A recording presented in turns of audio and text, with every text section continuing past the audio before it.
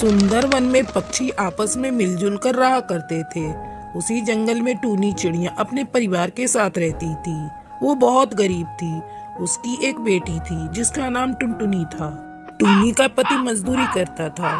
एक दिन जब वो मजदूरी करने जाने लगा तब टूनी उससे कहती है, सुन रहे हो जी, ठंड का मौसम शुरू हो गया है और इस ठंड के मौसम में कभी कभी बारिश भी हो जाती है। किसी दिन अपने घोंसले की मरम्मत कर लो। कई जगह से हमारा घोंसला टूट चुका है। अगर किसी दिन बारिश हो गई तो अपना घोंसला टूट जाएगा। फिर हम इस ठंड में कहाँ जाएंगे।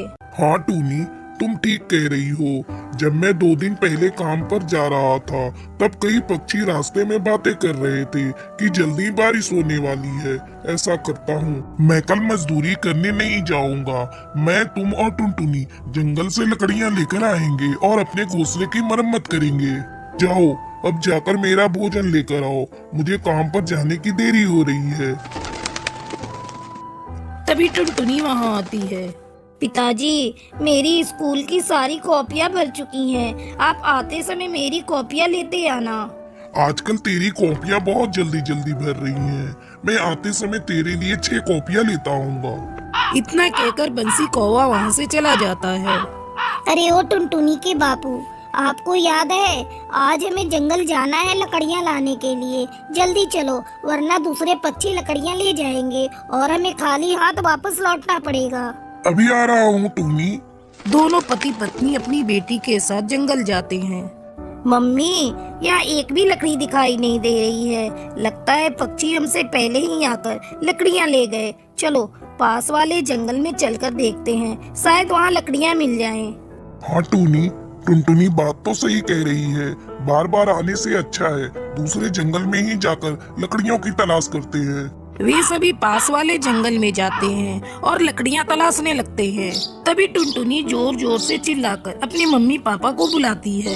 मम्मी पापा, इधर आइए। ये देखिए, इस जंगल में पक्षियों के घर फलों से बने हुए हैं। क्यों ना हम लोग भी इनकी तरह अपना घर फलों से बनाएं। टुनटुनी अपने मम्मी पापा को फलों का घर दिखाती है। अरे बाप रे, यहाँ तो सारे घर फलों के बने हुए हैं। वो आश्चर्य से घरों को देखने लगती है। ये तो बहुत मजबूत है जी। हम भी अपने लिए फल का घर बनाएंगे। लकड़ियों से बने हुए घर बार बार मरम्मत करने पड़ते हैं। अगर हम अपना घर फलों का बनाएंगे तो ठंड में हवा भी अंदर नहीं आएगी। और तो और, अगर बारिश भी होगी तो बारिश का पानी भी अंदर नहीं आएगा।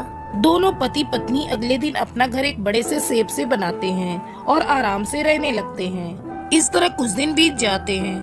अचानक एक दिन जंगल में तेज बारिश होने लगती है, जिससे कई पक्षियों के घर टूटकर गिर जाते हैं। गोरी कौवी अपने टूटे हुए घर को देखकर जोर जोर से रो रही थी।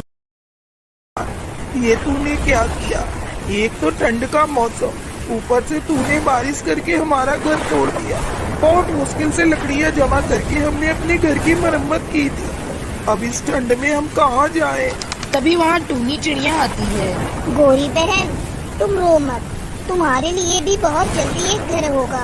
अगर तुम कहो तो मैं अपने पति से कहकर तुम्हारे लिए भी एक फल का घर बनवा देती हूँ। बस उन्हें तुम मजदूरी दे देना। ये तो बहुत अच्छी बात है टूनी बहन। तुम आज ही अपने पति से कहकर मेरे लिए एक फल का घर बनवा दो। धीरे धीरे जंगल के सभी पक्षी बंसी कौवा से फल का घर बनवाकर खुशी खुशी रहने लगते हैं।